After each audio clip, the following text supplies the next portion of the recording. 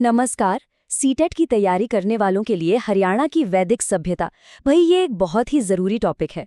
तो आज हम इसी के सबसे खास पहलुओं को एकदम आसान भाषा में समझने की कोशिश करेंगे। चलिए बिना देर किए शुरू करते हैं। तो सबसे पहला सवाल मन में यही आता है ना कि हजारों साल पहले उस प्राचीन हरियाणा में आखिर जिंदगी कैसी थी। मतलब लोग कैसे रहते थे, उनका समाज, उनकी राजनीति, उनका कामकाज, ये सब कैसे चलता था। इन्हीं सवालों के जवाब हमें उस जमाने की एक साफ तस्वीर दिखाएंगे। तो देखिए, सबसे पहले तो ये समझना होगा कि हरियाणा कोई मामूली जगह नहीं थी। वो वैदिक सभ्यता का एक बहुत बड़ा, एक तरह से कह सकते हैं कि उसका केंद्र था। ये सिर्फ एक जमीन का टुकड़ा नहीं था, बल्कि वैदिक संस्कृति की जो आत्मा है ना, वो यहीं बसती थी। और इस सभ्यता का दिल, उसका हार्टलैंड था ब्रह्मवर्त। ये नाम याद रखिएगा। ये कौन सी जगह थी? ये थी सरस्वती और दृश्यद्वती नदियों के बीच की वो पावन धरती, जिसे वैदिक संस्कृति की कर्म भूमि माना गया। मतलब सारे बड़े बड़े और जरूरी काम, जितने भी यज्ञ होते थे, वो सब यहीं होते थे।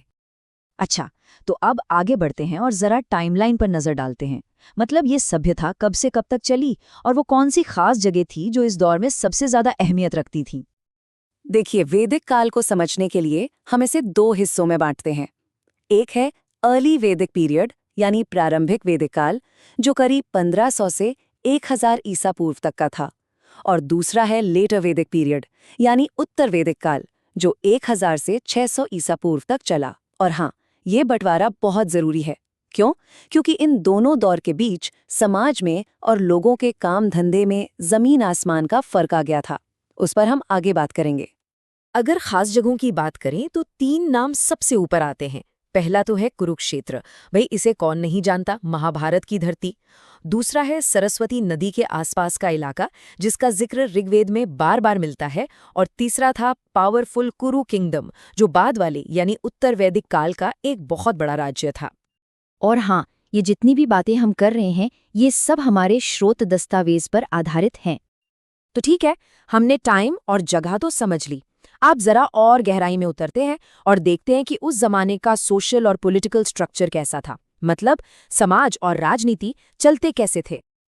देखिए, पूरी शासन व्यवस्था का जो सेंटर पॉइंट था, वो था राजन, यानी कि राजा।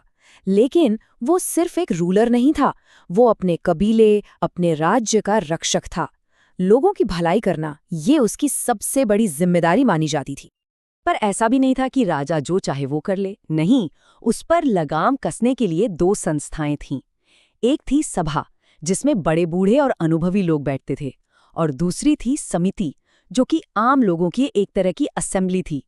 ये दोनों मिलकर राजा को सलाह भी देती थी और उसके फैसलों को प्रभावित भी करती थी। मतलब एक तरह का चेक एंड बैलेंस सिस्टम था। अब अगर हम सोशल लाइफ की बात करें तो समाज 4 वर्णों में बटा हुआ था: ब्राह्मण, क्षत्रिय, वैश्य और शूद्र। परिवार का जो स्ट्रक्चर था वो पेट्रियार्कल था, मतलब घर का मुखिया पुरुष होता था। लेकिन यहाँ एक बहुत ही इंटरेस्टिंग और ज़रूरी बात है। शुरुआती वैदिक दौर में महिलाओं को पढ़ने लिखने का यानी शिक्षा का अधिकार मिला हुआ था। ये बात ध्यान रखने वाली है। चलिए अब जरा ये भी जान लेते हैं कि उस दौर में लोग अपना पेट कैसे पालते थे। मतलब उनकी इकोनॉमी कैसी थी और वो किन देवी देवताओं को मानते थे, उनका धर्म क्या था। इकोनॉमी में एक बहुत बड़ा शिफ्ट देखने को मिलता है। शुरुआत में, मतलब अर्ली वैदिक पीरियड में, लोगों का मेन काम था पशुपालन, गाय भैंस पालना।